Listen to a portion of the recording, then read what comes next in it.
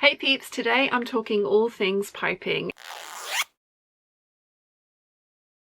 Something every dress needs to have is some kind of seam finish, whether it's pinking, overlocking, bias binding, French seaming, or fully lining your project. I've used a couple of those options in this particular dress. I have fully lined the bodice because I didn't want to deal with bulky seam finishes, especially around this kind of area. And as much as possible in the skirt, I went for French seams, but I did need to finish the side seam with this dress, and my preferred method is bias binding. Okay, so this is going to be my side seam, or it could be your back seam. It's any seam that you want to finish off with bias binding. When I've put the piping in, I have continued right up to the very edge of the piece of work, or the edge of the fabric. And this one here, you can just about see the string is poking out of the end. So what I'm going to do is take my tweezers, grab hold of the string and pull a decent amount out of the fabric, which you can just see there.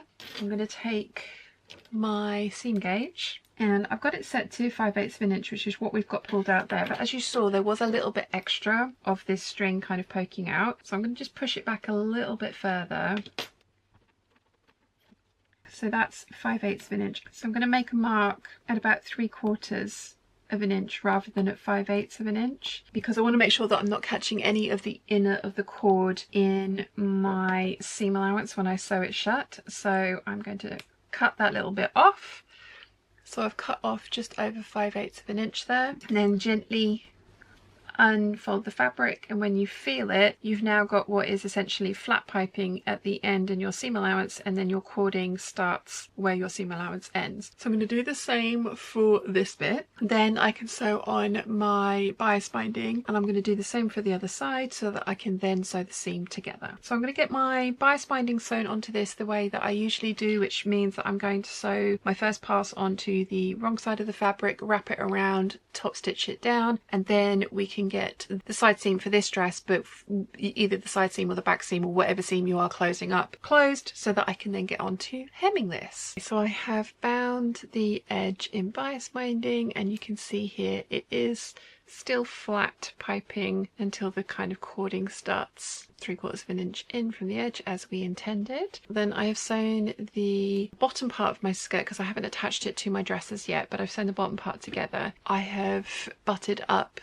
the flat edges of the piping. You can just about feel in here, or you'd have to take my word for it, but you can just about feel where the cording, or the string in my case, ends. So it's not in the seam, it's just finishing just before the seam. We are off by about 1 millimeter on the piping. This one's 1 millimeter lower than this side. I am not going to let that bug me. If it was off by more, I might come back, unpick it and try it again, but by 1 millimeter on a side seam on a skirt this full, nobody's going to notice. I have pressed open the bottom part of my seam for about 6 inches, 5 inches there. This part I haven't pressed because I still have to sew the skirt to the bodice and sew in the side zip, but I do want to get this hemmed, and I can get this hemmed now. I would think as long as you remove the core of your piping in the seam allowance that you're working with, that a pinked seam, an overlocked seam, an overcast seam, if you don't have an overlocker, any of these finishes will work really, really well. I like bias binding because it is a neat and tidy finish, and I think it enhances the inside of my dress. And I do like my clothing insides to look as pretty as the outside, but that is a personal preference and not for everybody. So if you're after a different seam finish, I highly recommend that you make up a test swatch and try a few things out, because that way you'll find out exactly what works for the fabric combinations that you've chosen. I have one large video of all of the mini tutorials back to back, so hopefully I have covered what you're looking for in that. I will link to the playlist and all of the individual videos in the description down below. But if you have any questions, please let me know in the comments section